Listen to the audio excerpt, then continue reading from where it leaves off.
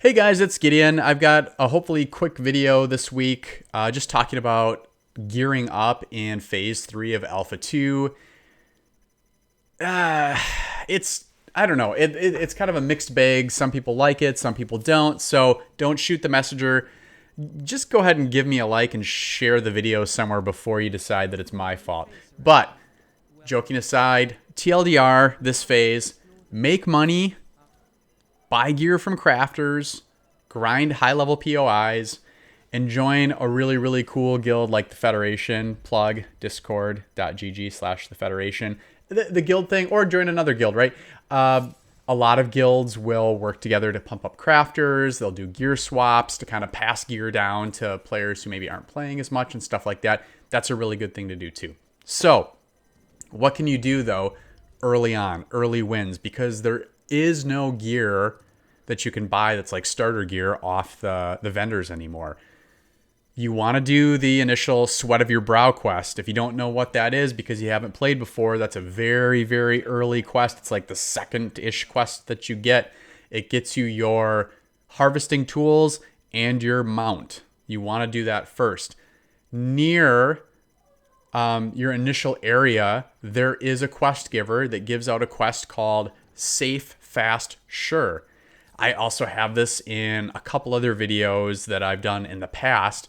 What this entails is along the road, you'll see now they're like little bags that have like a purple or pinkish glow around them. You collect 6 of those, you turn them in, and you get to pick light, medium, or heavy gear, and you get 3 decent like green quality, like that second, rarity of gear for free. Well, not for free, you do the quest and you get that gear. So those are some early wins, okay? The next thing that you want to do, you want to get to level 10. You can look at my leveling guide. I just kind of go over the different points of interest, like how you can kind of get yourself solo to that like level 7-ish or 8-ish, and then what to do beyond that. But you want to get to level 10, and you also get XP from gathering, so you can gather and quest and grind mobs and stuff like that. But you want to get to level 10 so that you can use the marketplace for both selling and buying, okay? So now that you're level 10, you want to put some time into your gathering professions if you haven't already. The gathering professions in Ashes of Creation are lumberjacking, mining, herbalism, hunting, and fishing, which hopefully sound pretty self-explanatory. You have all the tools to do that if you did this Sweat of Your Brow quest. So you can just go up to a tree and chop it down. You can go up to some rocks or ore and mine it. There's some exceptions. There are some things that are a little bit rarer in the world, and you have to kind of level up that profession before you can, harvest or gather all of those things. But by and large, you can just kind of venture out in any direction and, start chopping down trees, mining stuff, etc., etc. So you want to work on that and gather as much as you can. Try not to die because you will drop half of your stuff. And if you go back and collect your ashes, which is like going back to your body after you resurrect, you will get half of what you dropped back. So you lose 25%. I'm pretty sure I'm pretty close on how that works. So don't die. Gather a bunch of stuff. Don't die. Get back to the settlement.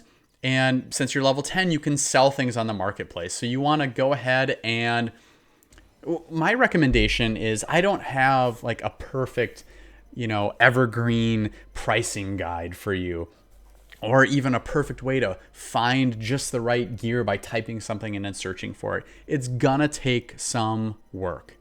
And what I mean by that is go and browse shops in the marketplace and see what things are selling for. See if you can come up with a price that you think is, reasonable, or maybe you want to undercut. Right? You want money a little bit faster, but less of it.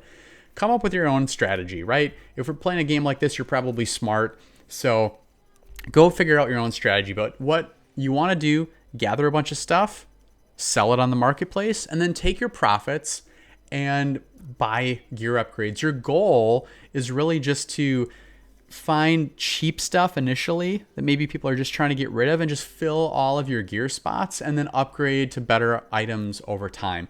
Like I already said, I don't have like a magic thing. Oh, search for this item, search for this item. I would just, be okay with being a little slow and just kind of going through and looking at shops and looking at different items and then kind of learning, oh, this one looks good. Oh, okay, this looks like some good caster gear. Oh, this looks like, oh, it's got physical damage. I'm a ranger, or I'm a fighter, right? Just go explore a little bit. And then if you find stuff that looks like, man, that looks really cheap, just go ahead and buy it. Before I move on, I can already feel the comments coming. Dude, you didn't mention the crate system. What's wrong with you? The crate system is a really good way to make money too. I'm not going to turn this into a guide in the crate system. I might make a guide in the future. Go look it up. Go learn what it is. TLDR, you can take things that you gather, pack it up into a crate, haul it to another settlement, and sell it and make money. It is an alternative to running a caravan. There's no built-in PvP. Go learn about that. Engage with that as well. That's another good way to make money. You can do a combination of using the crate system and selling things in the marketplace if you want, or engage with one or the other. Now, what I will point out, especially to those of you that are new, as we're kind of filling those gear slots in, right now, only the first 3 tiers matter because we can only get to level 25, but there's Initiate, Adept, and Radiant. So that's like level 1 to 10 gear, 10 to 20 gear, and then 20 to 25 and up gear, right? So I would say if you can just kind of fill your gear slots with a mix of Initiate and Adept gear that you can find cheaply that seem to have the right stats that you're looking for. Once again, I'm not going to go through every class. We're all smart, right? Go and look at your character sheet, mouse over all the different stats, and see how that fits your class and your play style, right? To kind of know what you're targeting. I play a cleric, so I'm kind of looking for those stats where, magical power, healing power, mana regen, stuff like that, okay? So you do you. That's what I'm looking for, when I'm looking for gear upgrades. So the 2 exceptions to what I said about just kind of filling slots in would be weapons. So I would focus on trying to get an Adept range and an Adept melee main weapon. So for me as a cleric, some people might disagree with the exact choices here, but I got a spellbook and I got a 2-handed mace, both with caster stats. I think they were both called like Thornbound or something like that, right? But that Adept level, at the time, that's that 10 to 20, right? That's going to carry me a long way if I'm like 10, 11, somewhere in there. That's going to carry me all the way to 20 plus, because I can tell you both those weapons that I have, they're technically 2-handed weapons, have over 1,000 magic power or spell power. And that is a huge boost to my ability to heal groups and to do some damage and stuff like that. So kind of recapping all that stuff I was just rattling off, if you are able to just find cheap upgrades to fill in those slots that have some relevant stats, and then find 2 pretty good, even if they're just like white quality weapons, I think mine are actually, just 2 solid Adept weapons that aren't going to break the bank, and you might have to spend a gold or 2, right? But it's worth doing that. And then don't sweat it too much, and check the marketplace every so often for other upgrades. But that should carry you all the way to that level 20 marker and a little bit beyond. So you made it this far. You're level 20 or beyond. Now what do? It's really a combination of 2 things that I can see at this point. And one of them is kind of more of the same, right? Slowly work on acquiring crafted gear from, surprise, surprise, crafters on the marketplace, or working with your guild. Hopefully you're in an active community at this point. Continue working on making money through gathering, or maybe you're doing some crafting of your own. The other thing would be grinding with groups in points of interest, such as the Citadel of the Steel Bloom, the Tower of Carfin, Befallen Forge, or other places that you discover.